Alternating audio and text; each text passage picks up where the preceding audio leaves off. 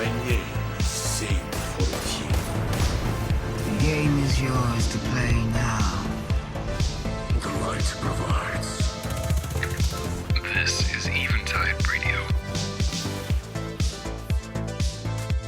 Hello and welcome back to Eventide Radio. This is a fan-made Destiny podcast where we have roundtable discussions about a variety of different topics concerning the popular video game franchise. At its core, this show is about having in-depth discussions about the game from a variety of different perspectives. I'm your host, Scotty, and with me is my co-host, Rob, as well as our brand new co-host, Mapador, aka Caden. So this is a very exciting episode because we haven't had a new host in a very long time, and we're very excited to have him on. So for the agenda for this episode, we're going to introduce our new crew member. We're going to talk about the future of the podcast. I'm going to explain why we've been gone for so long, and then we're going to recap our feelings on Season of the Deep and call it a day. So first things first, as we do with every episode, before we get into anything, Rob, what have you been up to this week in Destiny? Full disclosure, I have not been playing Destiny a whole lot this week. Well, I'm not a huge fan of Solstice of Heroes or Summer Solstice, whatever name they call it. We don't need to bag too much on the EAZ, but it's kind of something we've done for a few years now, and I don't need to craft the armor from it, and I don't find the activity particularly fun. But I did spend a lot of time getting my Gambit rank up. I know it's probably like a bad word to say. And then also completed a bunch of the seasonal, like weekly challenges to get the sweet bright dust pot at the end. So I've been doing that. Like there was some fishing that I had to do and complete some other challenges and things like that. So I'm kind of doing the season wind down activities in doing some bounties and things like that to get prepped for next season. So not been engaging with Solstice. I did one EAZ round and I'm like, oh, that's right, I don't like this activity. So I stopped after that. But yeah, that's what I've been doing. Sweet. Mapador, before we even formally introduce you, what have you been up to this week in Destiny? I've been doing some the EAZ stuff, some Solstice. I was doing all the stuff for the tickets. I have not bought the event pass. I'll never buy the event pass. But I was doing that, and then I saw that I had to do stuff on Neo Moon. I went to do that. Either public events or patrols don't count. I couldn't figure out which one it was. And then I just stopped. But I didn't do last year's, so I was actually enjoying it this year. And I enjoyed how it was before, but it's easier this year, so I can sort of just turn my brain off and just do it and do other stuff sort of in between. So yeah, it's kind of relaxing. I'm not as like pressed for it, and it's very friendly for people, so I'm not pressed because I know before it mattered how far you got for your rewards, and this time right, you just get so far and then it just stops you and then you kill a boss and that's it. Is it like it's like 30 that you have to dunk or something for the cap? Yeah. I did some raids, did a Root of Nightmare run last night, and did some trials. Did you get anything good in Root? I did. I got a Rufus Red box. Oh, first there you one. go. Nice. I've been very unlucky with those. Not anymore. Full disclosure, my first week, I got 3 red border Rufuses. Like the first week the raid came out. So yeah, but I just had to bring. I haven't been lucky for the other red. No, I'm just saying like RNG is a cruel mistress, right? Like I got super lucky at the beginning of Root of Nightmares, and then kind of had unluck with like the rest of the weapons. So right, yeah. All right, so we went through a whole interview process. I interviewed a bunch of people to try and find a new co-host. Because we wanted more than just Rob and I. We wanted to spice things up a little bit, add a third voice in here. And so we interviewed a bunch of different people, and Mapador was the one that we eventually settled on because he's awesome. So, Mapador, give us a little introduction to yourself and who you are within the Destiny community. Hi, I'm Mapador. I used to do YouTube. I might pick it up again. That's always a maybe. I started playing the game around when it came out. September of 2014. I've been playing it ever since. I mainly play PvP. It's what I enjoy the most in the game. I started out really bad, really bad, and it was sort of like the first person shooter that I'd played. I couldn't hit the side of a building if you asked me to when I first played the games. I would rarely get a kill in a PvP match. Like, that's how bad I was when I first started. And now I consider myself a good player, and a lot of the ELO leaderboards do as well. So, though that's not something disclaimer, that's not something I really care for or fuss over. But yeah. Sure. But yeah. Cool. Yeah, so he's meant to be our quote-unquote PvP expert, but he also plays other parts of the game, which I thought was great. So yes, he's going to be providing the resident PvP commentary, if you will. That perspective was our goal, because Rob and I aren't as in-depth into the PvP world. Yes. As some other people are. Well, we hope to get other insights from him too. It's not just exactly. Hey, we're only going to talk to him about some bad stuff. Takes. Yeah, I just keep him in the closet until we start talking about Crucible. I think, and then we'll pull him out, and we'll be like, "What do you think about Crucible?" He's like, "Oh, yeah." Well, thanks for joining us good. for 5 minutes. You can go back into the closets. I'll go back in the PvP cupboard. Yeah. Most important question, I think, Scotty, you're avoiding this, is: are you a Hunter, Titan, or Warlock main? Ooh, I'm very obviously a Titan main. That's fair. Very obvious. There's a reason I'm avoiding that question. We just got to get it out there because we need to know if people are just going to jump off the podcast the moment they find out what he is. So people hate Titans that badly. No, I don't know. I get it at the minute, but they do. Right, I'm an Arc Titan. I'm guilty of that. But I played Arc Titan through the whole game. I've not touched anything else in PvP. I don't. And now it's very strong. I mean, he's always been good, but now it's especially strong. Yeah. I think this is the first time on the podcast we've had everyone, like the three of us, all be different classes. That's fair. So we're all represented. Yeah, very diverse. Very good. Yeah, Scotty's our nice to have it. Scotty's our hunter. I was a hunter scrub for a very long time, mainly because of capes. But I've moved to kind of warlock main because I like doing the support class, and I feel like that's like the closest thing to a quote unquote support class that we have in this game. So I'm usually the guy cast in a well, or ice turrets, either or. To explain why we've been gone. So we had some changing of the guard, if you will. Robbie and Will aren't part of the podcast anymore, sadly. And so Rob and I were doing it on our own for a little while. And at a certain point, we were like, all right, we should probably get some new people in here to kind of go back to the original vision that I had for the show, which was to try and have several different people all providing like different perspectives on the game, in the sense that, you know, Destiny is the kind of game that everyone kind of plays a little bit differently. And so the original goal was to have everyone, you know, come from a different place. Like Robbie was a new light, and Rob's been playing since day one. And so you're going to have very different opinions and perspectives on things based on, you know, what part of the game you play or how long you've been playing.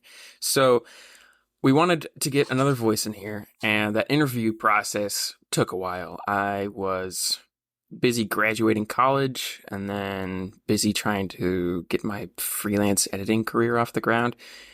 I've been busy, and we had a lot of responses to the original post I made online about getting a new podcast host. So we had a lot of people to get through. But eventually we got through all that, and we settled on a new co-host, obviously. And moving forward, we're really excited about trying to get an episode out bi-weekly.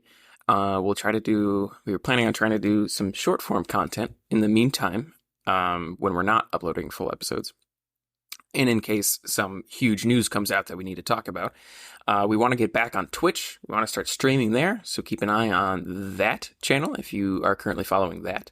And yeah, stuff like that. We got a new logo. But yeah, Rob, do you have any insights that you would like to share? No, I think that kind of summed it up. Yeah, we took some time, kind of reevaluated what we wanted to do. This seems like a good time because there's a new season coming out in a couple weeks.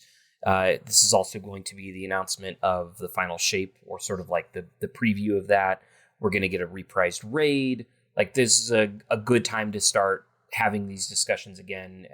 And you know, we had a good hiatus, had some good discussions kind of on the back end of how we wanted to do this, and I'm very excited that we have a new host, and the time that we spent talking to Mathador, kind of outside of this, makes me excited for kind of the future of the podcast and kind of the direction we're going to go. So, likewise.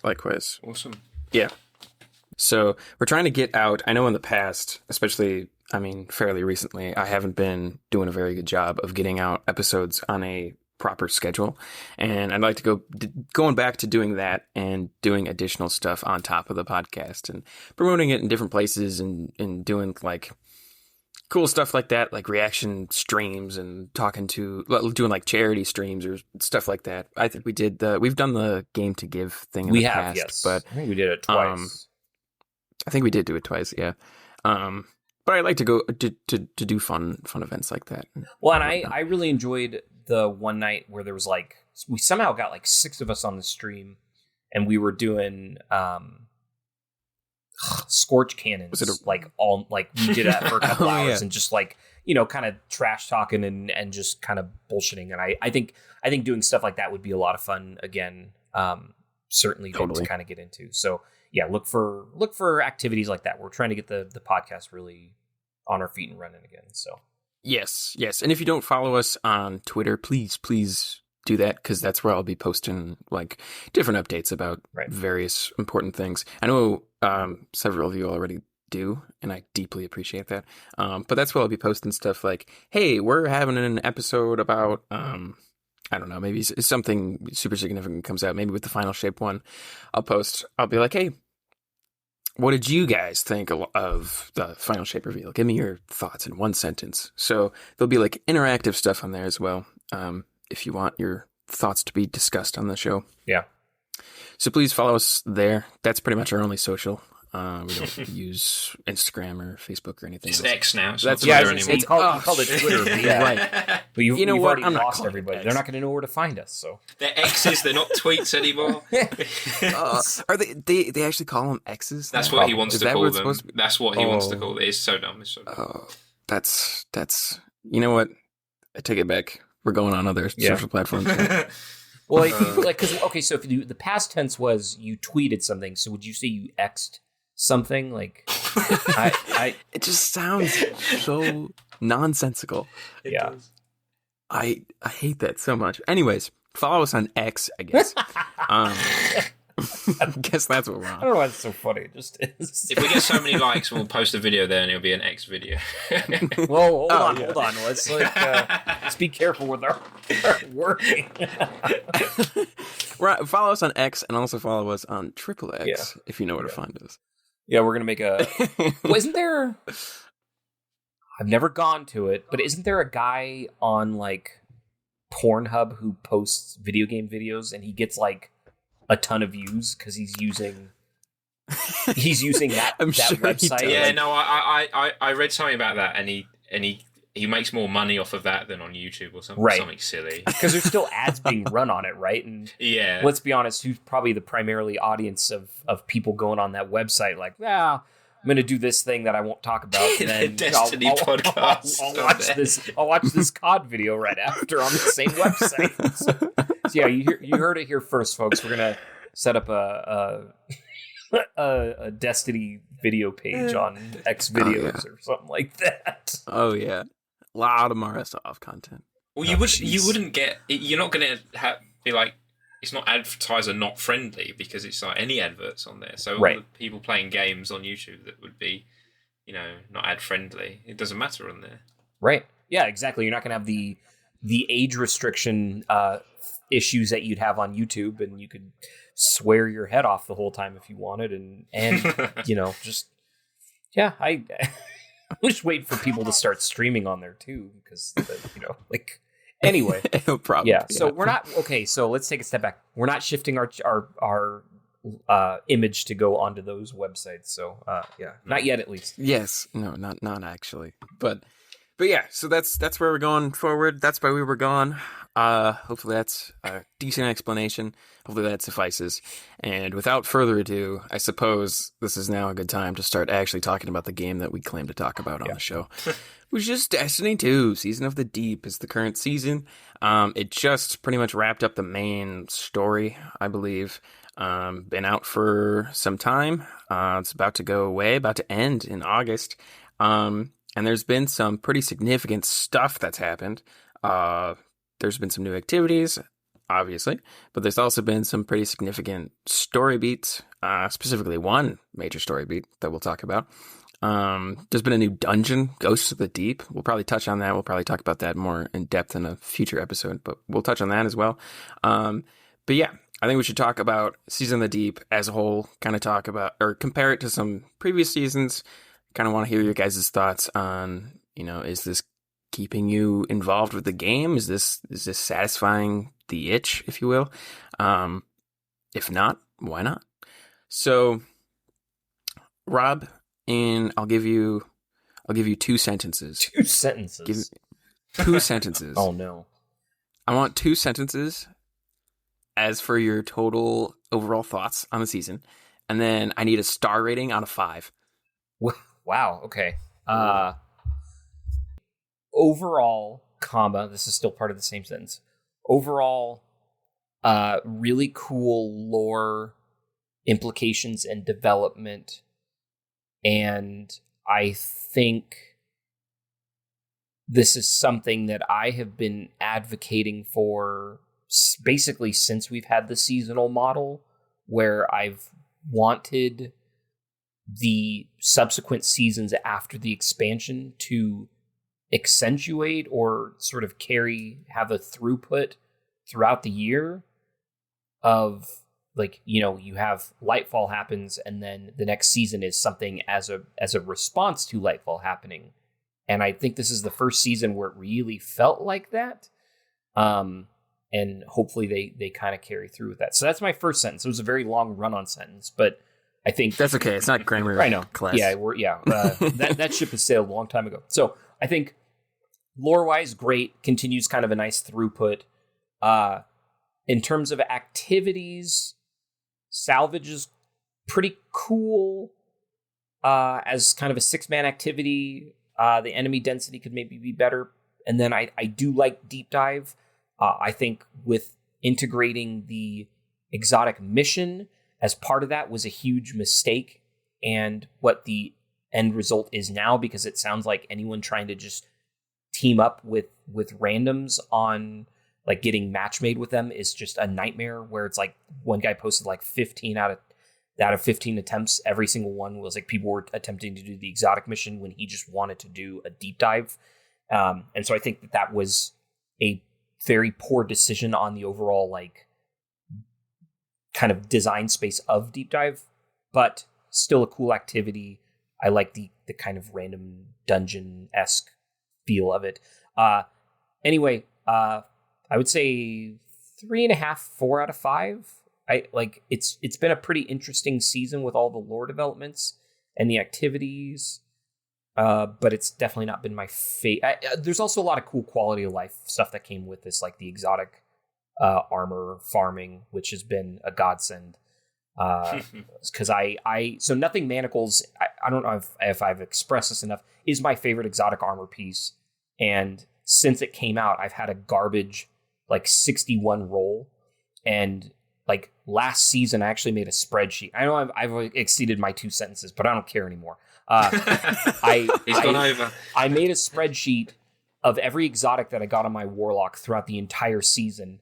And I think I got 1 Nothing Manacles to drop out of like the 60 that I got. And it was like a 59 roll.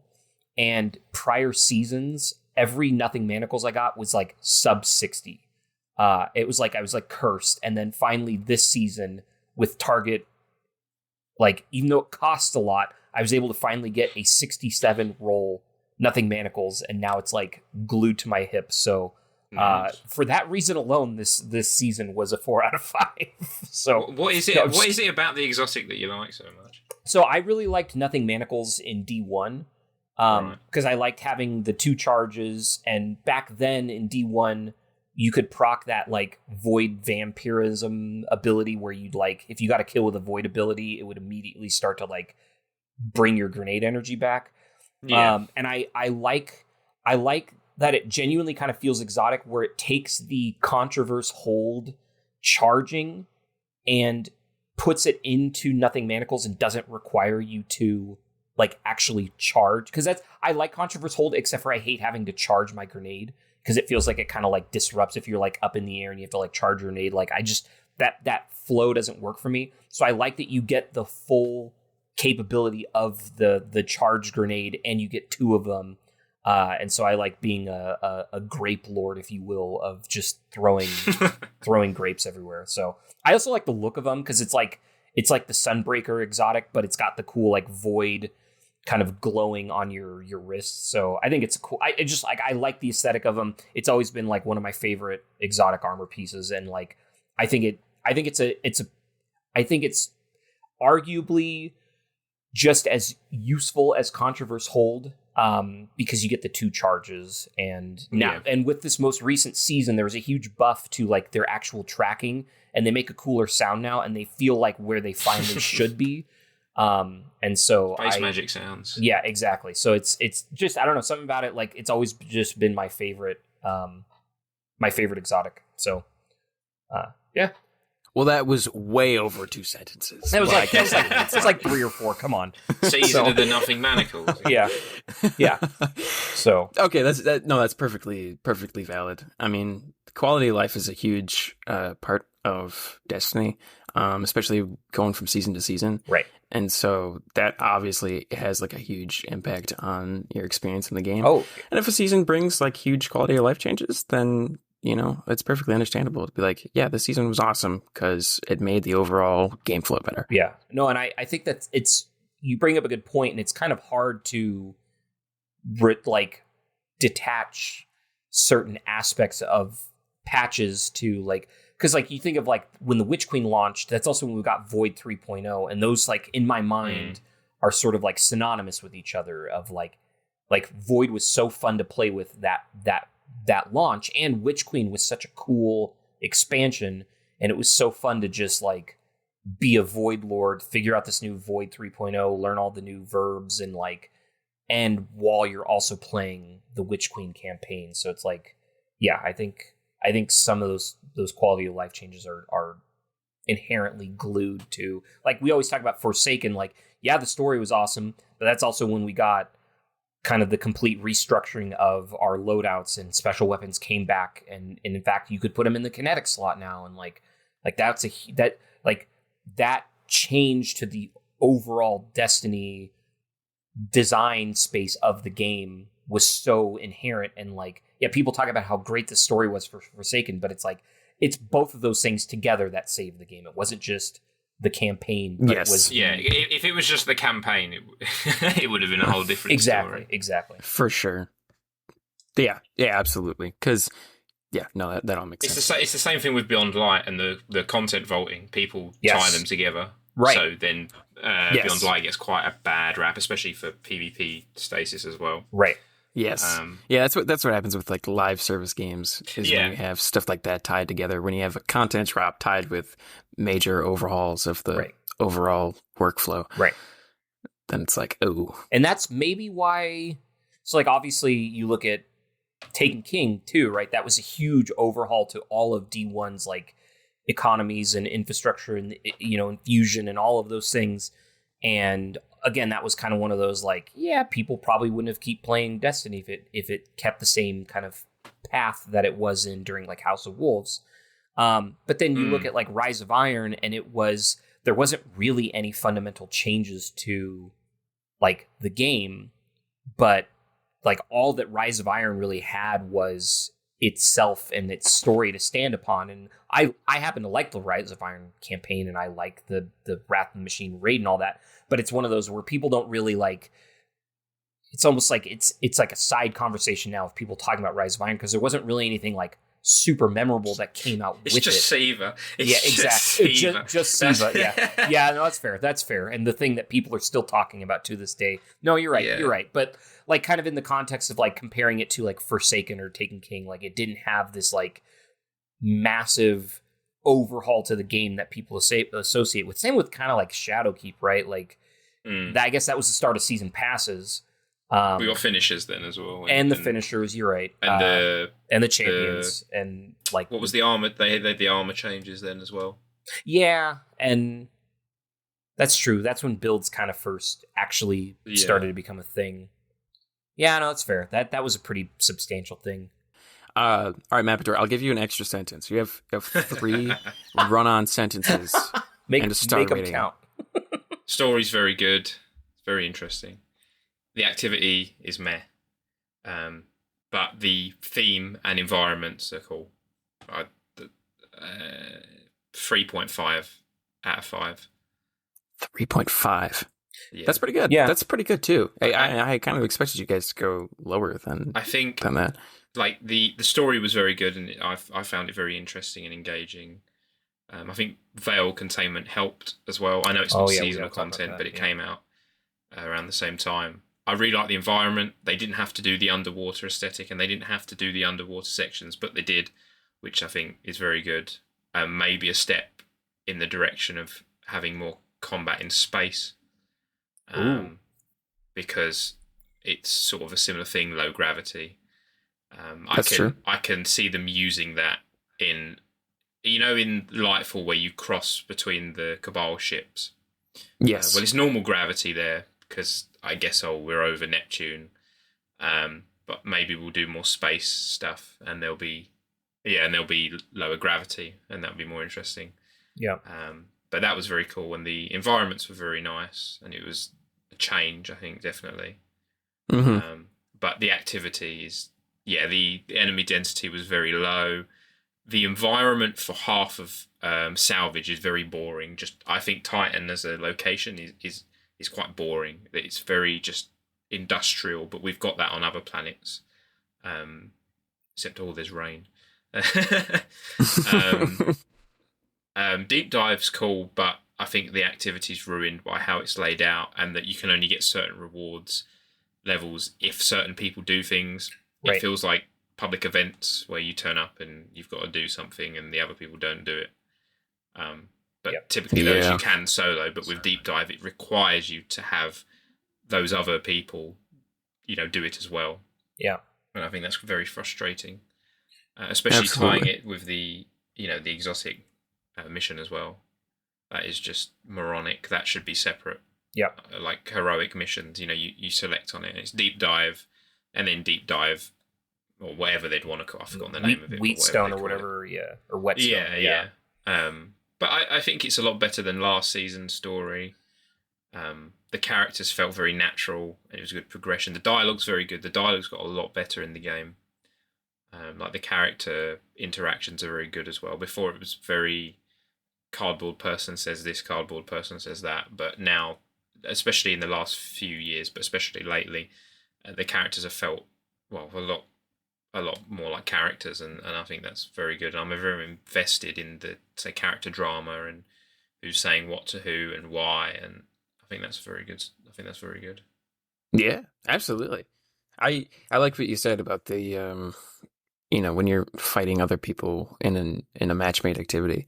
It's always frustrating when there is like a matchmade activity and it's, you're meant to kind of jump into it with like random people and then you're forced to have to rely on random people to do certain things. Yep. That's never fun. Like that's cool in like a raid and all where you have to go get people that you have to communicate with and whatnot. But when it's meant to be this matchmade thing, that's just doesn't end up being good for anybody. There will never be matchmaking in raids. Well, I was gonna say that. I was like, this reinforces more than anything that, like, if you can't even trust people to go talk to a glowing orb to activate like an additional... You can't go under the stairs and hold square for a few seconds, right? And and you expect people to tell me what order the oracles you have to shoot in, and Vault's like the most basic of raids, and right. Yeah, no, it's certainly a problem. And it's like, it's interesting because at the beginning of the season, people had kind of like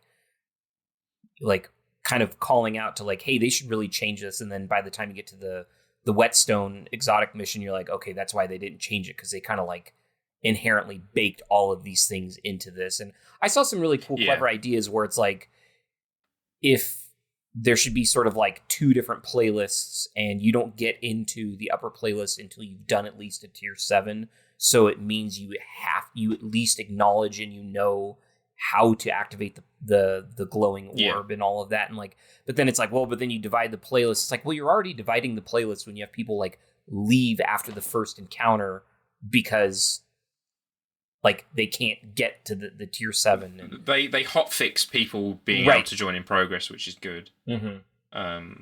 But yeah, I don't think that. They should have done it. I mean, yeah, there's going to be less people doing it as it goes on in the year, right? But I think most people doing deep dive, most of the times I've done it with my friends, because I think it's only there to help the people who don't play with others to do it, which is good. Right. Because if it was just matchmate, if it was a fire team only, then you'd have everyone up in arms. And obviously the seasonal sort of like circle wouldn't work of you going to do this and then doing something else. Yeah. But I think you still have the problem now of like, if you have some random blueberry trying to just go and do the deep dive activity, and then they get pulled into an instance where someone's trying to do the exotic mission, and it happens it's a problem. And I think it should have been one of those things like, okay, you can always do it once, but after like a certain point, it should have just been its own mission that you like can just select from like the director. Anyway. I mean, it sets a bad precedent, but I think it's one of those things that it doesn't really mean that much. The activity's not going to be there for that long. Right. They know that people are going to do it basically around the season. You get some people doing it after the season's over, but it's not a core activity. You're right. I know a lot of people are going to not like to hear that, but again, you don't need to put so much thought into that. Right. It should have been thought about before, definitely. Right. But yeah, it's just some seasonal, seasonal activity. And you're right. And if you're one of those people where you're trying to get all the red border craft weapons, well, you can always play salvage. Or if you are that kind of player, there's a pretty good chance that you've got fire team like friends that you can play with, right? So it's like the random guy, the Joe Schmo who just kind of logs in once a week and plays a couple activities. There's still salvage for him or her. Well, you get the red box first a week from from focusing, and then what's the taken hand cannon? I've forgotten the name. Oh, because it was the void one. Yeah, the void. Well, I can craft that now. I need to do that. But I got all of them from playing trials. Right. They just dropped at the end. Okay. I know that's luck based, but I was playing trials and I would just get them the red borders of them drop at the end of like trials games. It's called targeted redaction, by the way. That's it. Yeah. And it was very strong at the start of the season. Right. The 2-tap potential, but I just got the red boxes for that just from playing random. So I didn't know they could drop in trials, but yeah, they started. They were dropping from that, and that's how I just got them passively. Yep. So you don't have to play deep dive. I know the whole point of the season is playing the new activity, but I've only done it a handful of times, and but yeah, it's not. You should be advocating for better seasonal content, but I think people throwing a hissy fit about the matchmaking. Because they hear it now, they're like half a year ahead on that stuff. Right. The next activity, I don't know what it'll be. It might be a 3-man activity instead of the main salvage, which is 6, and then the other one is a 6-man instead. Yeah. Who knows? No, you're absolutely right. Like, it's also just a testament to no matter what you do, there's going to be some subset of people that are pissed off about something. Should we address the elephant in the room, being the big lore drop, if you will? Oh, yes. So the whole story, from what I understand, revolves around talking to a giant fish that talks in poems, and then you eventually find out that she knows like everything about the witness, and she like, witnessed what the witness witnessed. Exactly. That's what happened. So she drops a bunch of exposition on you. She's like, here's, it was like Lightfall Campaign Explained YouTube video in 4 minutes, and she dropped that. And it's a lot of information about the Veil and the origin of the Witness, and it all came at the end of the season.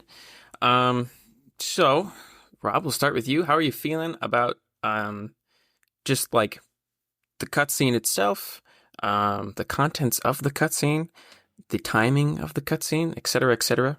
How are you feeling? Sure. So, so to not to correct you or something and be like, actually, but no, it's so each week you would collect egregore that was like not fossilized. What was the term they used? But it was like, because it was way down in the depths of Titan.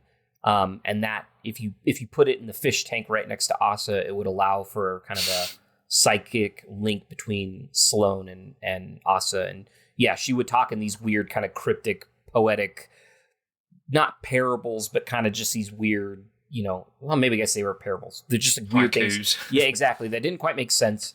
And then finally, like after you get enough of these things, it's just like, oh yeah, I can just paint a perfect picture and give you this exact explanation. And it is certainly like, oh, okay. I think it's cool. It's kind of one of those like, I would venture to say it's probably the most important cutscene we've ever gotten in like all of D2, maybe. Like Cade dying. I mean, what's that? Cade dying. Yeah. Where's he gone? That's true. Well, I guess like cutscene. Yeah, no, story-wise, I would say like story or like lore explanation of what is this universe, right? Like, Cade dying is certainly that whole that fight and all of that, and his light getting shot. Like, yeah, that's up there too. But in terms I'd say it's the Witness cutscene, the cutscene that's the after credits for Red War. Where it expands out and then the pyramid ships turn on. Yeah, certainly. Yeah. And the Witness cutscene, and I think I'm happy it's going to be in the game after season's been involved. I don't know how they'll do that. They'll probably chuck it into Lightfall. Something like that. Actually, I'm wondering how they'll do that. Actually, but so that then leads into the kind of the final thought of this. The Veil containment is kind of interesting, and we finally got that weird hand cannon that's like in all the epical integration or whatever. Like that's all neat stuff. That's all really interesting lore, especially about Maya Senderesh and Gioma Essie. And all of that. Like that's in and of itself like a whole discussion. And I think this has been echoed by a lot of people, but this cutscene should have been part of the Lightfall campaign. Like halfway through, like somehow you find a journal or a document or the witness, like, or someone, I think someone proposed like when you're in the pyramid ship, on Neomuna, you find some like artifact or relic that you're able to like commune with, and it gives you this information of like, why on Callus's pyramid maybe ship, it could be tied with a raid. I know it's not that accessible, but it could. Well, even then, because it's the Witness's pyramid that you go to. So yeah, exactly. Yeah, you find an artifact there. Once you find all of the little like relics or lore pieces or something, or Nezarec finally like reveals it to you. Maybe you do a mission kind of like what they did in Forsaken, where after the raid is completed, you do a mission on Neomuna where.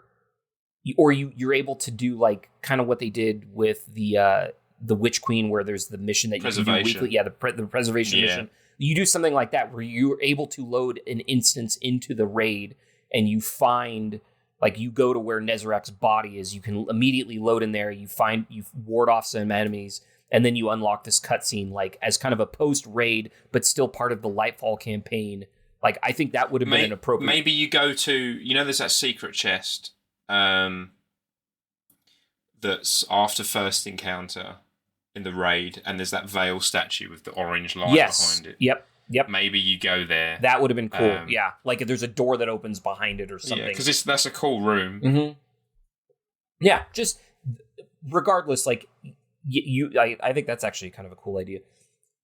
That should have been where it was located, not next season, halfway through, when I feel like you've probably already lost a lot of people, and like no one's interested in hearing something like this now. And I think it was lost on a lot of people. I think it's a really important cutscene. I think it's super interesting, really cool. But it was whoever made that decision to put it there, like that was not a good decision.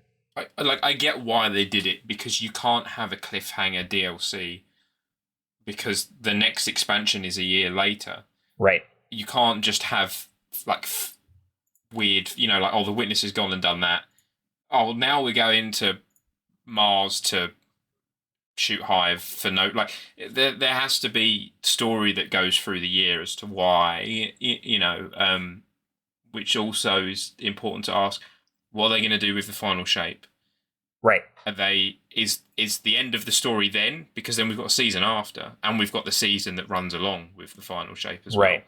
What is going to happen now? I highly doubt, you have the final shape and then the story of, will end sort of, and then you have the story continue through the seasons. I wonder how they're going to do that. My guess, and this is not predicated on anything, my guess is that final shape will be the conclusion, like that expansion, and subsequently that season, right? Will probably, because if you buy the expansion, you get that season for free.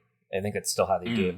So I think the story will be satisfactorily, I don't think that's a word, wrapped up there, and you'll feel good. And if you don't want to play anymore after that, you don't have to. But I think the subsequent seasons are basically going to be you cleaning up the witnesses' kind of messes throughout the galaxy. Like there's going to be Rogue taken, and maybe Aramis, there'll be a season related to that, and you take care of her. And like I think there will be like where it's related to the final shape, but you could probably make the argument that if you never played it, it wouldn't have any impact on the ending of the final shape, like campaign and raid. Like I think it will be isolated enough that you'll be able to walk away from that. And if you never go back to Destiny, you'll be like, so this is how it ends. I'm cool with it. But if you want more and you want to continue to, like, my guess is Xivu Wrath will kind of be like a continuing enemy, and maybe she'll sort of have some like change of heart after the witness is defeated. And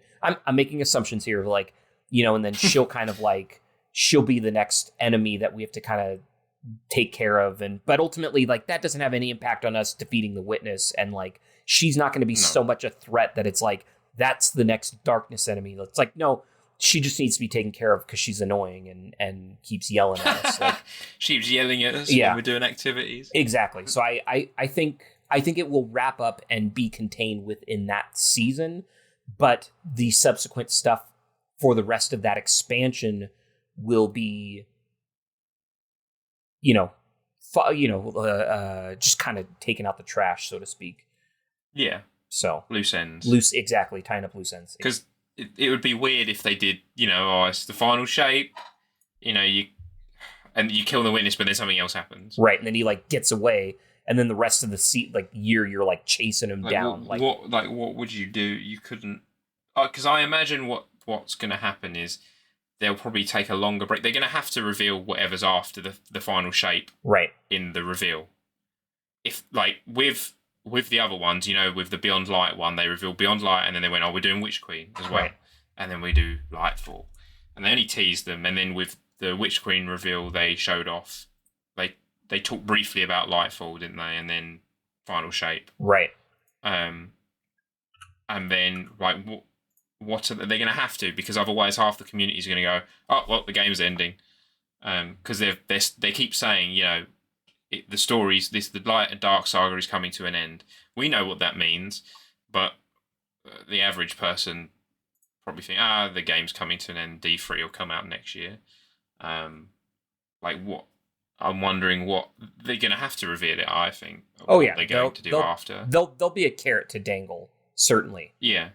To just say, hey, don't worry, we're not done yet. But But yeah, certainly I think it'll be. Yeah, I would like it to end, and let's be honest, I'll probably keep playing well after Final Shape, but I want there to be a really nice kind of bookend, because people kind of keep bringing up the issue with the seasons of, like, and you mentioned this earlier, it's like, well, once the year's over and these seasonal things go away, like, they're just gone. And if you have contextually important stuff within the seasons, if you're trying to get someone a couple years from now to go back and play all this content, there's just going to be these huge gaps in the narrative and events that take place that don't really make sense. And maybe that kind of goes against what I was talking about, where it's like, it'd be nice to get kind of a throughput with the seasons of, like, why the expansion's important. But, like, you know, at a certain point, I think the Final Shape needs to be the ending of the finale, and it can't be explained in the final season that goes away after a year. I'm wondering if they'll do a thing where later on you can... I know they've got that cutscene archive on their YouTube where they've uploaded all the cutscenes that they're calling it. But I wonder if they'll do a thing where you can just play the story part of way later down the line, where, you know, you have everything in the game. Yeah. And you can play the story part of the season. Yeah. Yeah, I saw someone kind of propose that, of, like, it'd be really cool if at some point we got a release that it's just all main story. It's like a single player thing where you can just go through the entire campaign from beginning to end, and it doesn't have there's no patrol spaces, there's no, like, all the loot that you get is relatively limited to what's in the game. Yeah, I mean, I would really love to have an archive of seasonal story missions or at least cutscenes, but I would kill to play, like, the Saint 14 stuff from Season of the Dawn again. Yeah. Yeah. That stuff was so cool. And it would be nice for new players. I'm curious what the incentive is going to be to get new players to play during the Final Shape. Because, I mean, I feel like that's always going to be a goal of theirs with every expansion, is trying to get new people into the game naturally, because it is a live service game. It is a business. They have to make money. And the Final Shape just kind of feels like something specifically for people who have been invested in the game for so long. Yeah. So I'm curious if they're going to include any sort of incentive to get new people to jump in on the final expansion of this story arc, if you will. I don't know what that would look like. I think it is going to be interesting, because also, why should people care about what comes next? Yes. Because right now I'm not interested in what comes next. I just want to see the ending. I am quite interested to see what they'll do next. But that's you know, that's me, and I imagine a lot of other people don't feel the same way. And it will be interesting to see how they do that, because obviously we've still got the in-game LFG coming up. Right. That's still a quality of life thing that they revealed essentially a year ago. Yeah. And I wonder what other quality of life things they're going to talk about. Like, what's going to happen? Are they going to do that light level thing that was rumored or leaked? It was. I don't know how true. If it was a rumor that they're doing away with, say, light levels, and you have an account level, right? And you will load into the activity. Say you go into a raid with your friend who barely plays the game. Well, his level will be equal to your level, whoever's the highest in the instance. So interesting. Yeah, and then you can have more casual players playing harder stuff and not having to play. I've got to do all my leveling. That's boring. Yeah, sure. And if it's the kind of rumor that I think you're talking about, that it was like, depending on the activity that you complete, you get basically just like discrete like levels increased or whatever like that to like a certain cap. So if I'd like just having an XP level. I know that's like very boring for some, but I kind of don't mind light level. I think Guardian ranks is kind of poo. Yeah. I can't be bothered to do like I've got to rank 10 last season and couldn't be bothered to solo. Is it solo flawless or is it just solo? It's just solo. It's just solo. I couldn't be bothered to solo the dungeon. It's not really something that I have the time or interests me. Yeah. So I don't care about the Guardian rank thing as much, and and I think a lot of people don't either. And I think it'd just be nice to have like an account level, and it just goes up and up and up and up and up and up. You know, oh, you've played years of Destiny. Oh, look, I can see, because titles were sort of that idea at first, weren't they? They were that thing. Oh, you've played the game a lot, but there aren't anything like that, and you can't make a title that requires years to play because that's just unfair. I think that the closest they did to that was like Unbroken originally, right? Because you had to get 3 seasons in a row of Legend. Yeah. So obviously there's the gilding, but again, that it's not. I'd rather them just have like, oh, you have an account level across 3 characters, and you know how the old XP worked. It doesn't even have to give you rewards for it, but just seeing that number go up will probably make a lot of people happy. Yeah, and then you can show off that you've no-lifed the game or right, or played it a lot. Yeah, because what kind of used to be like. I agree with you. Just some kind of global, bragging rights or kind of like it used to be. You could see someone's Grimoire score in D1 and be like, oh wow, this dude plays a lot and has done a lot of the challenges and like completed a lot of things in the game, or just something like that. I agree with you. Something that is a global, it's always attached right next to your name, not the Guardian ranks. And it doesn't cap, like, obviously you used to get up to level 50. Right. And not have it just cap out. Right. Like, you can keep Guardian ranks and have that. Yeah. Because then it shows, like, oh, you haven't played the game, you've only been playing for a month, but you've done raids. Right. You're still a fair rank. Right.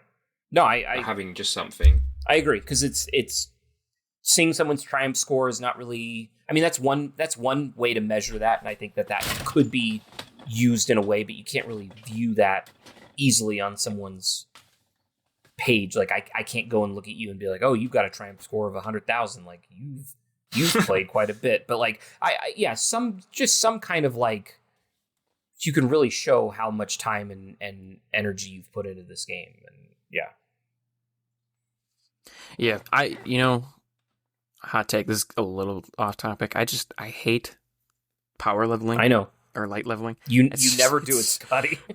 It's not fun in any capacity. I hate when like a new thing drops and then I'm like immediately locked out of everything that I like.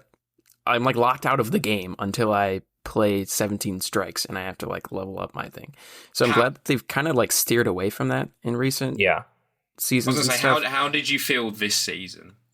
Well, I think it's great that they're going away from that, because it's just been so sucky in the past. Because like a new raid will drop and then it's like, oh, I can't even play it until I grind through a bunch of activities I don't want to play. Like I just want to play the raid, and so it's very. How much have you played this season though? Of the season? Yeah. Not at all. See, I think it's a good idea, and I like that I didn't have to do light level stuff, but I played certain activities much less because I didn't have to get light level. That's fair. Yeah, no, that's a fair point. I really haven't had incentive to play the game. I'm not saying like, oh, light level makes people play the game. Not at all. And I think this is sort of around the, people go, oh, look, the numbers are down. It's the time of year and there's loads of new games coming out. Of course, people are going to play other stuff. And I don't think the light level thing has affected that. I don't think it's affected that, the player count that much. Yeah. But what I think it has affected is people playing certain activities. Yes.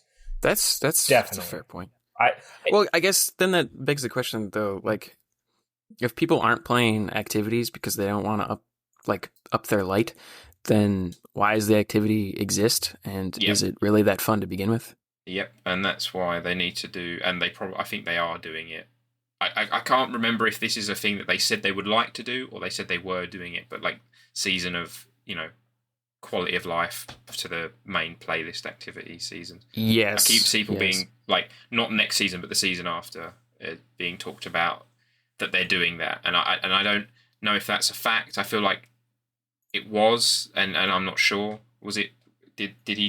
Did someone tweet it out at some point? I know. I feel like there was, and then there wasn't, and I don't remember anymore. But I would like something like that as well. I think it's sorely needed. And a lot of people are like, well, I wouldn't play for that whole season. It's like, yes, you would, because there's all these quality of life improvements to like Gambit and PvP and strikes and like it's like, well, all right, they wouldn't play this season because there's no story or very little one. Right.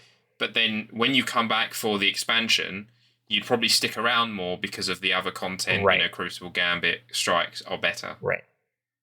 Yeah, I think you could do that, and if they were like, look, we're not going to have story stuff this season, but we're going to be spending a lot of time doing updates and trying to fix the infrastructure and more stability, and all of these little things that are just like we're paving the way for this game to last a lot longer, and we need 3 solid months of like good faith.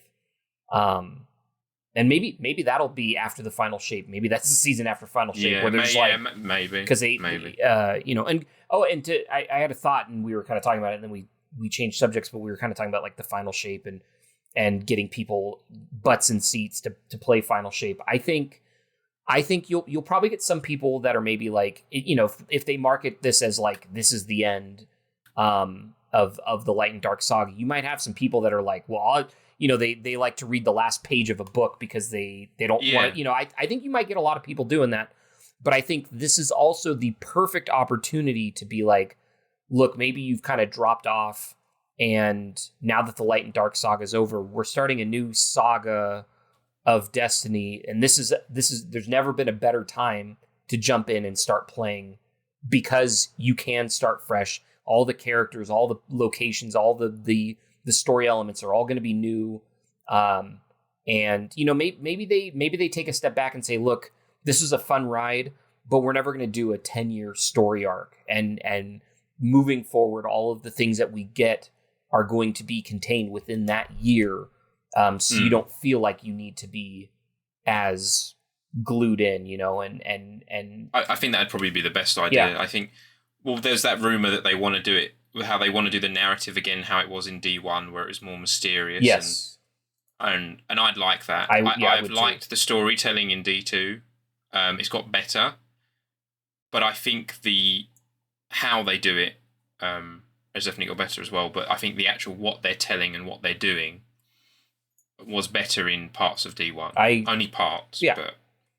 But I completely agree. I think we've kind of talked about this on the podcast too, where it's like the how you present the tone goes a long ways, and I feel like D2's kind of had almost an identity crisis, almost like its entire life of and I think D1 did a much better job of sort of conveying that tone those 3 years.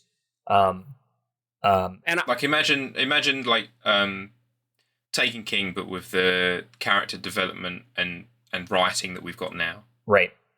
It would be loads better. Yeah. Yes. Yeah. It would be quite nice. Yeah. And my last thought on this, I still think the game is at its best when it focuses more on the post-apocalyptic theming versus the fantasy space magic theming. And I know maybe that's a hot topic, but like I enjoyed vanilla D1 in a lot of the exploration of like Venus and Mars, where it's like this whole system and booming planet is now just like a hobbled shell of what it used to be, and it's completely overrun by all these enemies. And that's same with Rise of Iron, right? You're going back and discovering all this old technology that's just been completely ransacked and ruined because of this technology. And not to say that like Taken King was important to me, but like I think Beyond Light was another cool example. Like I really loved exploring Europa and this like what once was this great booming metropolis out on this like snow barren waste, and now that the weather is kind of like allowed itself to kind of reclaim itself back to the elements and trying to explore these old locations and going into the Deep Stone Crypt, and now you're in this like space station. Like that whole kind of throughput was really cool because it felt very like you're discovering this old facility that used to be there. I think that's when the game is at its best and way more interesting to me than like, not to say that like the Witch Queen wasn't good, but like exploring an alien homeworld or an alien ship is not as interesting to me as learning more about what happened during the collapse and why our societies have crumbled. So, like, I think my favorite parts of the game, especially in Destiny 1, were going down into like the Siva complex in Wrath of the Machine. Yep. Going into that big server room, like, you know, when you drop down after the Zamboni encounter. Yes. And you go through all the underground sort of labs and stuff, and then going to the library on Venus, and then all the Vex spawn in for the first time. That's like the first time you see them. Yep. Yeah. And it needs more of that. Yeah, and I think a lot of people who played Destiny 1 would love to see a return to that aesthetic, because that's like why they were interested in the game in the first place. Exactly. Yeah. Well, I was actually... But make no mistake, D2 is a better game. Yes, yes. There's no denying that. Like the multitude of quality of life changes and all the content that we have, you can't even justly compare the two. But that's why I said like tone is very important, because there's the tone, right? Because there's elements of D1 that I think have never been able to be fully, like the magic of D1 has never fully translated to D2. What else should we touch on the dungeon a little bit, perhaps? Yes. Yes. We don't need to go super in depth with it, because I know with dungeons sometimes we like doing, meatier conversations about that. Right. And I know we don't have a full episode to talk about the dungeon. Yeah. But I think it's worth talking about a little bit, because I think it is from what I hear, one of the better aspects of the season. Yes. If you want to count it as part of the season. I know that it's not being sold as part of the season anymore. But controversy. Yeah. that's another thing. But. Yeah.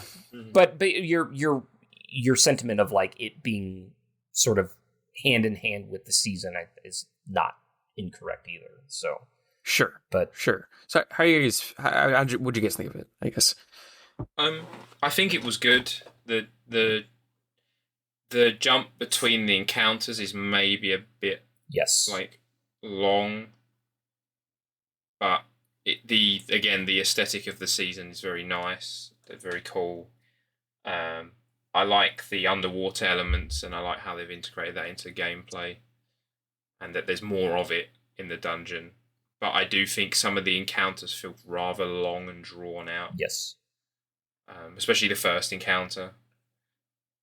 And I think that's the main thing. I like the dungeons, but the first encounter most of the dungeons is normally really boring. It's true. Shadow Throne comes to mind for me. Yeah. Yeah, that is quite tedious. Or Pit of Heresy can be quite tedious. Sure. Absolutely. But I think the bosses are good. The health maybe could be a bit lowered. Yes. Because they have triumphs in the game for soloing content. They advocate for people to want to solo content. So why have they made the bosses' healths harder and harder and harder if they want more people to be interested in soloing content? Yeah. And that's that. I would say you mentioned you said you couldn't really be bothered to do the solo for last season, and I kind of did it towards the end because I was like, well, I just wanted to see if I could solo it more than anything. Like I wasn't necessarily trying to get Guardian of 11. It just was like, damn it, I feel like I'm good enough to do this, and I did it. It was a slog. It took me close to like 3 hours. Like I made a joke when I finally did it. I was like, I could have watched Godfather Part 2 in this time. And the amount of health that they have is insane. And when you obviously there's like streamers and YouTubers that can get it done in like four damage cycles and they get it done efficiently as possible. But the average person is taking close to an hour to do like a single attempt on the final boss because of how much health she has. And it's like, that's too much. And it completely, like when I first started playing the dungeon, I was like, oh, this seems totally doable solo. And maybe I'll try to do it solo. But then it's like, when you see how long and drawn out, and like, if you make one mistake and you have to do that whole hour over again, like that in my mind, like the game does not respect your time at that point. And I have no interest in doing it solo. And I agree with you. The first encounter always feels like this huge, like, slog. And that's why I think I like Grasp of Avarice. I know, Scotty, you're not a fan, but like you dive right into that. Like killing those thrall and dunking it does not take more than like 5 minutes, and you're already like diving into the cave and exploring, and you're doing the traps. I do agree also that the transitions between each encounter are egregiously long. And I get from like a storytelling standpoint, it's all there. But I think it's one of those moments where it's like after you do the dungeon like 2 or 3 times, like there should be a way that you can, if you're a master of the dungeon, you can like basically warp to the next encounter. You can like there needs to be. It's the same argument of Oryx in D1. Yeah, is that you can be great at the rage, you can annihilate the bosses in one phase, but you can't physically do the Oryx encounter faster. Right. You can now because they changed it. Right. But back in D1, you couldn't do it right. faster, and it's the same thing with this. Yeah, you can sword skate around, but it's the same sort of thing of, I've got to go all the way over here and do this, and I've got to follow this trail. And the mechanics are fine, and I think I have no problem with them on their own, and I think it's a cool thing that they used the... I've forgotten the name of the season. The Monster Hunter style. Oh, yeah, the Wrathborn tracking, yeah. Yeah, the Wrathborn stuff, and I think that was cool. But it's like the second time I went to do that, I was already bored of it. Yeah. Certainly. I think it's cool. I will say probably thematically, this might be the coolest dungeon we've ever gotten. Like, I try to keep spoilers for dungeons and raids, and I was not disappointed when doing this dungeon. Like, where's this all heading? What are the Lucent Hive doing here?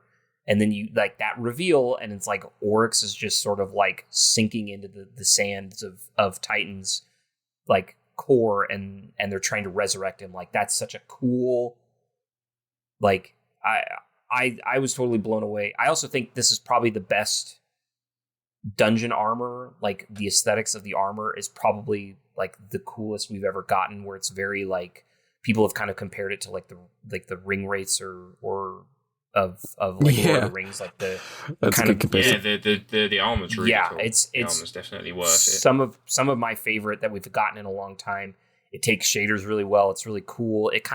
You can kind of mix it with like the Season of the Haunted armor and get kind of some cool effects. And I think it's fantastic. You can also mix it with the Taken King or the King's Fall armor too. Like they sometimes the armor, like, you can't mix and match it. But you can with some of these, and they certainly look really, really cool. And so I think it's aesthetically, it's a cool design. The lore implications of the dungeon are amazing, and just kind of like I love even like the little secret conversations that you find where it's like Xivu Wrath is sort of like this kind of like love letter to Oryx, not a love letter, but kind of this like, careful. Yeah, I know that I didn't mean love letter, but kind of this like letter to Oryx. It's like a book of sorrow. Yeah, exactly. Sort of thing. Yeah, and it's kind of this like, part of him, she seems like frustrated and mad at him, and other ones it's like she misses him and like hates kind of where the Hive are now, and kind of, it seems like almost like repents all the decisions that they've made to get to where they are. And it's such a cool, just everything about it is such a cool thing. But yeah, I can't get over like how long those transitions are, and the bosses have way too much health. But it's a cool dungeon. What do you guys give it out of 5? Or actually, just where does it compare with the rest of the 3 or 4 other dungeons that there are? Aesthetic wise, I'd say it's a lot better than Pit. Yeah. And I don't know where to place it. I like all the dungeons and dislike them for various reasons. Sure, yeah. I don't know. I don't think it's better than Pit in terms of what you've got to do, and it's more fleshed out. But I don't think it's my favourite by any means. Yeah. Do you guys think Ghost of the Deep generally is a good step in the right direction as far as making the dungeons like better? Is this part of an upward curve for dungeons? No, I feel like we're quite flat at the minute. Okay. Yeah. The armor's good, definitely. The armor's improvement. Yeah. 100%. But it just feels very flat on what, the environments are nice, but they're always nice. Right. But they need to make the encounters part of the traversal in the dungeon. I think that's the problem. Yeah. Yeah. What about you, Rob? Yeah, no, I think I kind of agree with you. Like, my thoughts on the dungeons are very similar. Like, I like all the dungeons, but there's something about each of them that just like, why did they make this decision? Like, I hate the Rainbow Road Pardon Prophecy, and then the Pit of Heresy. I'm not a fan of the Ogre Maze because I hate that they're immune, and it's just like it feels like you're getting like, I don't know, it just feels funky when you're trying to do it. And like the first encounter in Shattered Throne takes way too long, and like Duality, there's just parts of Duality that are funky, but Duality's kind of fun too. And like, it's every dungeon has kind of like a charm to it at the same time. Like, I think Grasp of Avarice 100% is like the first dungeon you should take people on to introduce people to quote unquote like mechanics and raid light mechanics.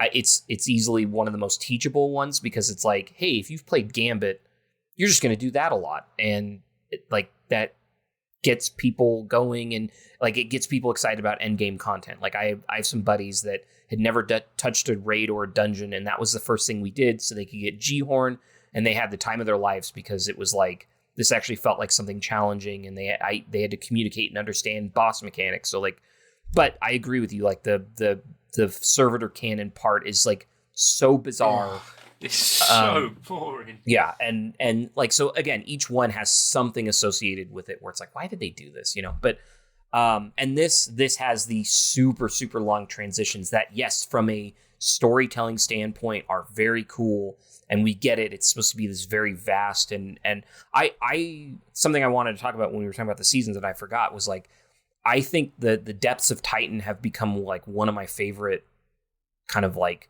aesthetic locations. Just the flora and fauna that grow down there, and all the kind of the natural coral and everything that's down there is very just vibrant and beautiful, and all the fish that you see when you're underwater is very cool. It's very neat. And gives a side to Titan that I thought was pretty boring originally. And, you know, I know people wanted more with the arcology, and this kind of feels like a response to that. But I feel like this dungeon also kind of has like a identity crisis, we'll call it. Because I would say this is probably the most mechanically complex, where like the mechanics for this felt more complicated than Root of Nightmares, at least on the final encounter. And like, that seems like a problem to me. Maybe that's more of a failing of Root of Nightmares versus a failing of Ghosts of the Deep. But it's like, why is it more difficult to explain how to do a dungeon than it is to do the raid? I think that's a failure of the dungeon. Yeah, that's fair. Because I think the Root of Nightmares raid is still fun. It is, absolutely. Even though the mechanics are fairly straightforward compared to some of the other raids. Yeah, and sorry, go for it. But I think the dungeon mechanics are just unfun. They're too over the top for a dungeon, and it's sort of boring. That's what makes it kind of boring. Yeah, and it, by the time you get to the final encounter, you're like, okay, we have to find more of the Lightbearer Hive, and you have to kill them, and then get your symbol, and it kind of just drags on a little bit, and like, and that's the other thing too, is kind of what's shied me away from trying it solo, is like some of the Lucent Hive. Like, it feels kind of wonky to me. Some of like when they activate their supers, and just like you can get bounced from behind a shield from the Titan Knight, and it's just like, what the hell, you know? And it's just like, so like every time I do that dungeon, I feel like I die to things that are like out of my control, even on like normal mode. They're like duality. Yeah, exactly. And it's just like, I don't enjoy this kind of like torture. All right. Well, I think that's about it for this episode. I think we've covered pretty much all the Season of the Deep stuff. Yep. For the episode, we'll come back to some of the other things like Veil Containment, Ghosts of the Deep, circle around, perhaps talk about that more in depth. Very excited for this final shape thing. But yeah, this has been our very first episode with Mappador. It's been a lot of fun. Please follow us on all the relevant social stuff. Follow us on X. Please feel free to talk to us on there and interact with us. I know I am certainly open to furthering the discussion outside of this episode.